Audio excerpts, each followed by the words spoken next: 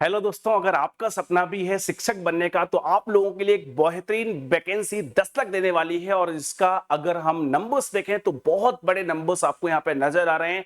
और ये वैकेंसी भी आपको एक बार फिर से अगस्त माह में देखने को मिल सकती है। देखिए, अगस्त माह की एक बहुत ही बड़ी वैकेंसी हो जाने जा रही है। जी हाँ, बिल्कुल आपने सही सुना, यहाँ पर 1,60,000 से ज्यादा पद आपको देखने को मिलेंगे। हम बात कर रहे हैं बीपीएससी यानी कि बिहार पब्लिक सर्विस कमीशन में जो टीचर का रिक्रूटमेंट एग्जामिनेशन होने वाला है उसकी हम लोग यहां पर बात कर रहे हैं। तो फटाफट से जानते हैं इसके बारे में। 4.0 यहां पर यानी कि एक बार चौथी जो वैकेंसी है वो आपके पास यहां पर आने वाली है। क्या है डिटेल, क्या है भर्ती, ये घोषणा हो चुकी है, इसके बारे में हम थोड़ी सी न्यूज जान लेते हैं। बढ़ते हैं आगे, उससे पहले मैं आपको बता दूं कि मेरा नाम शिवम द्विवेदी है और आप देख रहे हैं डुबुक एग्जाम प्रिपरेशन ऐप, जहां पर मैं आपको बताने वाला हूं बिहार पब्लिक सर्विस कमीशन की जो शिक्षक भर्ती है उससे रिलेटेड कंप्लीट जानकारी। तो चलिए वीडियो को शुरू करते हैं और वन बाय वन सारी चीजों को जानने का प्रयास करते हैं। सबसे पहले देखें, बात आई है यहां से कटिंग आपको नजर आ रही होगी। अभी हमारे जो बिहार के शिक्षा मंत्री हैं सुनील कुमार, इनके द्वारा जो है वो बताया गया है कि भैया 1,60,000 नए शिक्षकों की भर्ती यहां पर जो है वो होने वाली है। और अगस्त के बाद इसका जो विज्ञापन है वो आपको देखने को जो है वो मिल सकता है। अगस्त के बाद इसका विज्ञापन देखने को मिल सकता है। और यहां पर अगर हम की पॉइंट की बात करें तो शिक्षा विभाग ने बीपीएससी को यह अधियाचना भेजी दी है। इन्होंने कहा कि सर्वाधिक जो नियुक्तियां हैं वो प्रारंभिक स्कूलों में होंगी। सर्वाधिक जो भर्ती होगी वो प्रारंभिक स्कूल में होगी। 26,000 कंप्यूटर शिक्षक भी किए जाएंगे बहाल, ये इंपॉर्टेंट बात है। और शिक्षा का अनुपूरक बजट सर्वसम्मति से ये पारित हो चुका है, ये बात यहां पर बताई गई है। ठीक है, साथ ही साथ यहां पे ये कहा गया है कि हर 32 बच्चों पर अब एक शिक्षक होगा। इसी के ये जो अधिसूचना जारी करी गई है इसी के बिहार पर ये जो सूचना आपको दी गई है कि 32 बच्चों पर एक टीचर होना चाहिए, इसी वजह से वैकेंसी आपकी बन रही है। और इससे रिलेटेड जरा हम थोड़ी सी डिटेल की बात करें, क्या क्या चाहिए पड़ेगा, कौन कौन सी हमारे सेक्टर की वैकेंसी यहां पर आएगी, सबकी हम लोग बात कर लेते हैं। तो जो 1,60,000 वैकेंसी है, देखिए इसमें कौन कौन से टीचर रहने वाले हैं। इसमें मेरे भाई प्राइमरी टीचर रहने वाले हैं, इसमें जूनियर टीचर रहने वाले हैं, इसमें एलटी ग्रेड के टीचर रहने वाले हैं और इसमें लेक्चरर भी रहने वाले हैं। यानी कि वैकेंसी 4 भागों में बढ़ जाएगी। एक तो हो जाएंगे 1 से 5 वाले शिक्षक, एक हो जाएंगे 6 से 8 वाले शिक्षक, फिर तीसरे हो जाएंगे हमारे पास 9वीं और 10वीं के शिक्षक, और चौथे हो जाएंगे मेरे भाई 11वीं और 12वीं के शिक्षक। तो क्या चाहिए, इसकी सारी चीजें एक बार जरा ओवरव्यू कर लेते हैं इस पूरी वैकेंसी का। तो बीपीएससी RE 4.0 यानी कि टीचर रिक्रूटमेंट एग्जामिनेशन 4.0, इसकी हम बात कर रहे हैं, जो कि कंडक्ट कराया जाएगा बिहार पब्लिक सर्विस कमीशन के द्वारा। नोटिफिकेशन मैंने कहा जुलाई में आना था, लेकिन इन्होंने कहा कि अगस्त के बाद ये नोटिफिकेशन जो है वो आ सकता है। तो अगस्त के बाद कभी भी विज्ञापन जारी हो सकता है। एप्लीकेशन जो है अगस्त के बाद ही भरे जाएंगे, अब जुलाई के बाद नहीं भरे जाएंगे, ध्यान रखना। लगभग 4 वीक यानी कि आपको 1 महीने का समय मिलेगा। एग्जाम डेट अब ये अगस्त में नहीं होगी, क्योंकि अगस्त के बाद फॉर्म आएंगे तो ये आपकी बदल जाएगी, ये बात आपको ध्यान रखना है। ठीक है, अब मैं यहाँ पे एप्लीकेशन फी की बात करूं तो मेरे भाई जनरल और अदर बैकवर्ड क्लासेस के लिए 750 रुपए यहाँ पे लगने वाले हैं। शेड्यूल ट्राइब्स और पर्सन डिजेबिलिटी के लिए 200 रुपए लगने वाले हैं। एज लिमिट जो है वो प्राइमरी और मिडिल क्लास के लिए जो एज लिमिट है वो 13 से 37 वर्ष है। और सेकेंडरी और इंटरमीडिएट टीचर के लिए जो है वो 21 से 40 वर्ष की उम्र है। ये वो वेबसाइट है जहां पर जाके आप इसके फॉर्म को क्या कर सकते हो, फिल कर सकते हो। ठीक है, अब जरा हम लोग जान लेते हैं कि किस भर्ती के लिए हमें कौन सी एजुकेशनल क्वालिफिकेशन चाहिए। अगर कोई भी दोस्त ऐसा है जो प्राइमरी एजुकेशन के लिए फॉर्म, मतलब प्राइमरी के लिए फॉर्म को फिल करना चाहता है, तो उसके लिए क्या एजुकेशन चाहिए पड़ेगी, ये ध्यान रखना। A candidate must have passed the intermediate exam and pursued a 2-year diploma in elementary education or 4-year bachelor of elementary education can apply।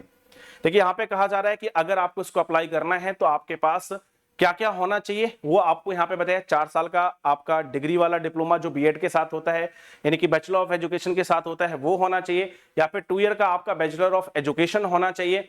ये यहाँ पर बात करी गई है। साथ ही साथ यहाँ पर एक बात और आप ध्यान रखना कि आपका जो स्टेट का एग्जाम होता है वो भी आपका क्या होना चाहिए, क्वालिफाई होना चाहिए। चाहे वो स्टेट का हो चाहे सीटेट हो, दोनों में से कोई एक क्वालिफाई होना चाहिए। इसके बाद अगर मैं भाई बात करूं यहाँ पे बीएससी TRE 4.0 मिडिल टीचर के लिए, यानी कि हम ये बात होगी किसकी, 1 से 5वीं कक्षा तक के लिए, ये बात हो रही है यहाँ पे 6 से 8वीं कक्षा के लिए। तो यहाँ पे कहा जा रहा है कि कैंडिडेट जो है वो मस्ट है pursued a bachelor degree and purchased a 2-year diploma in elementary education. मतलब उनके पास बैचलर डिग्री हो, यानी कि ग्रेजुएशन होना चाहिए, साथ ही साथ 2 ईयर का डिप्लोमा होना चाहिए, या फिर 2 ईयर का बैचलर ऑफ एजुकेशन का डिप्लोमा होना चाहिए, या फिर 4 ईयर जो बैचलर ऑफ एलिमेंट्री एजुकेशन होता है वो हमारे पास होना चाहिए। कि जैसे बीए प्लस बीएड आदमी करता है ना, तो वो कंबाइंड 4 साल में हो जाता है, तो वो भी यहां पर जो है वो क्या है, मान्य है, ये बात यहां पे बताई गई है। फिर हम लोग बात कर लेते हैं 9वीं और 10वीं के टीचर के लिए। 9वीं और 10वीं के टीचर के लिए मेरे भाई अगर हम लोग यहां पे बात करें तो यहां पे कहा जा रहा है कि कैंडिडेट के पास बैचलर डिग्री होना चाहिए और साथ ही साथ उसको 2 साल का बैचलर ऑफ एजुकेशन यानी कि बीएड भी उसके पास जो है वो होनी चाहिए। और अगर मैं यहां पर बात करूं यानी कि 11वीं और 12वीं के टीचर के लिए, तो यहां पर क्या है कि कैंडिडेट के पास मास्टर डिग्री होना चाहिए। अगर 11 12th के लिए अप्लाई करना चाहता है तो यहां पर जो है वो मास्टर डिग्री होना चाहिए।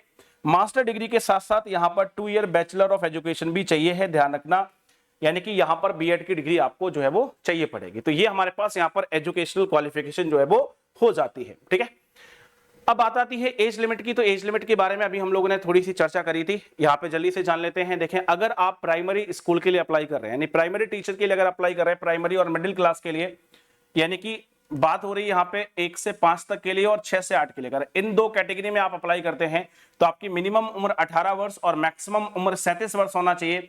ये जो मिनिमम है ये सभी के लिए है और जो मैक्सिमम है ये फॉर जनरल कैटेगरी है। मैक्सिमम किसके लिए है बेटा? फॉर जनरल कैटेगरी या अनरिजर्व्ड कैटेगरी भी आप इसको कह सकते हैं। ठीक है, तो अनरिजर्व्ड जनरल कैटेगरी के लिए आपका ये हो जाएगा। इसके बाद अगर मैं बात करूं सेकेंडरी और इंटरमीडिएट टीचर, यानी कि बात हो रही है 9th से 10 और 11 12th, अगर इसके लिए आप अप्लाई कर रहे हो तो फिर आपकी जो उम्र है वो मिनिमम 21, ये सभी के लिए है फॉर ऑल, और मैक्सिमम 40 किसके लिए मेरे भाई? अनरिजर्व्ड कैटेगरी के लिए है।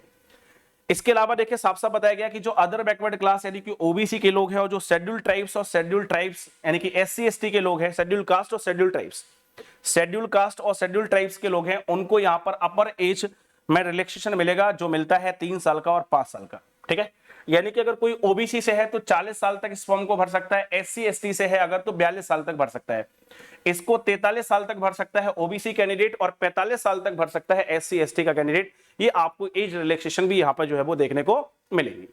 कितना फी लगेगी इसके बारे में? जनरल को और अनरिजर्व्ड कैटेगरी वालों को 750 रुपए देने पड़ेंगे, एससी एसटी वालों को 200 रुपए देने हैं, जितनी भी फीमेल एप्लीकेंट हैं रिजर्व्ड और अनरिजर्व्ड सभी को 200 रुपए ही लगेंगे। इसके अलावा पर्सन विद डिसेबिलिटी है उसके पास, उसके भी 200 रुपए लगेंगे। इसके अलावा अगर कोई भी एप्लीकेंट है तो उसको 750 रुपए जो है वो देने पड़ेंगे। ये आपका एप्लीकेशन फी का डिटेल हो जाएगा। अब सबसे इंपॉर्टेंट बात आती है कि भाई इस फॉर्म को फिल करने के लिए आपको किन किन या इस भर्ती को पूरा करने के लिए किन किन दस्तावेजों की आवश्यकता होगी, कौन कौन से डॉक्यूमेंट चाहिए पड़ेंगे। तो ध्यान रखना, मैट्रिक का प्रमाण पत्र चाहिए है, यानी कि 10th का प्रमाण पत्र चाहिए। इसके अलावा जो भी आपकी विज्ञापन के अनुरूप शैक्षणिक योग्यता है, जिसे मान लीजिए किसी में हमारा इंटरमीडिएट बीएड मांगा है, इसके अलावा अगर मान लीजिए ग्रेजुएशन बीएड मांगा है या मास्टर प्लस बीएड मांगा है या फिर जो अदर चीजें मांगी है, जो भी आपका योग्यता मांगी है उन सभी के आपके पास जो है वो क्या होना चाहिए? प्रमाण पत्र होना चाहिए। इसके अलावा जो दक्षता प्रमाण पत्र है, यानी कि जो स्टेट का आपका टेट एग्जामिनेशन होता है या फिर जो सेंट्रल का टेट एग्जामिनेशन होता है उसका भी सर्टिफिकेट आपके पास होना चाहिए। और मैंने कहा कि जो भी आपके और भी एक्स्ट्रा अंक पत्र हैं वो आपके पास होना चाहिए। अगर आप ओबीसी से बिलोंग करते हैं, ठीक है, तो आपके पास ओबीसी का प्रमाण पत्र जो है वो होना चाहिए। क्लियर? चाहे वो आपका नॉन क्रीमी लेयर का हो चाहे क्रीमी लेयर का हो, दोनों में से जो भी आपके प्रमाण पत्र बनते हैं, जाति प्रमाण पत्र लगता है, वो आपका होना चाहिए। ऐसे अगर आप एससी एसटी से हैं तो वहां पर भी आपको जाति प्रमाण पत्र जो है वो देना पड़ेगा। आर्थिक रूप से जो कमजोर है, यानी कि जो इकोनॉमिकली वीकर सेक्शन में है, जिन्होंने ईडब्ल्यूएस का लाभ लिया है, उनको उसका प्रमाण पत्र दिखाना पड़ेगा। अगर कोई पर्सन विद डिसेबिलिटी यानी कि दिव्यांग जन है तो उसको भी अपना प्रमाण पत्र शो करना पड़ेगा। अगर कोई एक्स सर्विसमैन है यानी कि भूतपूर्व सैनिक है तो उसको भी अपना प्रमाण पत्र देना पड़ेगा। और अगर कोई नियोजित शिक्षक है तो उससे संबंधित भी आपको दस्तावेज देना पड़ेगा। अगर कोई स्वतंत्र संस्थानी के पोता पोती नाता नातनी सभी तो इस संबंधी भी प्रमाण पत्र आपको देना पड़ेगा। फोटो युक्त पहचान पत्र चाहिए जिसमें आधार कार्ड लगेगा। ध्यान रखना, आधार कार्ड में जो आपका नाम और डेट ऑफ बर्थ है वो आपके डॉक्यूमेंट यानी कि 10th की मार्कशीट से मिलना चाहिए। पापा का नाम, मम्मी का नाम, सब डेटा एक जैसा होना चाहिए। अगर ना हो तो अभी सही करा लेना। हाल के खींचे हुए 2 फोटो की जरूरत पड़ेगी। लिखित परीक्षा हेतु भरे एवं डाउनलोड किए गए आवेदन की प्रति। देखें, ध्यान रखना, जो फॉर्म आप भरेंगे उसकी कॉपी को अच्छे से संभाल के रखना, क्योंकि इसकी रिक्वायरमेंट आपको होगी, साफ साफ लिखा है। और लिखित परीक्षा के लिए जो एडमिट कार्ड होगा वो भी आपको अच्छे से संभाल के रखना है, क्योंकि उसकी भी आपको कभी भी जरूरत पड़ सकती है। तो ये आपके डॉक्यूमेंट्स है जो आपको रिक्वायर्ड होंगे। बाकी इस वीडियो में हम इतना ही रखते हैं। और अगर कोई भी आपको डाउट हो, कोई भी चीज आपको पूछनी हो जो आपको नहीं समझ में आई हो, तो इसी वीडियो के कमेंट में डाल देंगे, मैं या हमारी टीम आपको वहां पर रिप्लाई कर देगी और आपका डाउट क्या कर देगी, क्लियर कर देगी। इस वीडियो में फिलहाल इतना ही, मिलते हैं अगले वीडियो में, तब तक के लिए अपना ख्याल रखिए, हंसते रहिए, मुस्कुराते रहिए और मेहनत के साथ पढ़ते रहिए। जय हिंद, लव यू ऑल।